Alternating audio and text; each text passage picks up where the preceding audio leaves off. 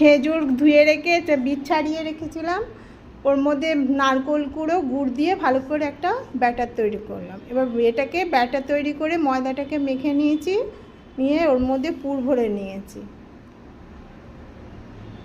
খুব সুন্দর খেতে হয় এটা। পুর ভরে নিয়ে এবার চাটু একটা বসিয়ে দিয়েছি, দিয়ে বেলে নিলাম। যাতে এমনভাবে বেলতে হবে যাতে পুরটা না বেরিয়ে যায়, বেরিয়ে গেলে গুড়টা গরমে তাতে পুড়ে নষ্ট হয়ে যাবে। অল্প আঁচে সেঁকে নিতে হবে ভালো করে। এবার আস্তে কেটে নিলাম একটা কাটার দিয়ে, দেখুন কাটার দিয়ে আস্তে আস্তে কেটে নিচ্ছি। ছোট ছোট 4টে পিস করে নেব, দিয়ে এবার একটা প্লেটিং করব। ওপর থেকে মাখনটা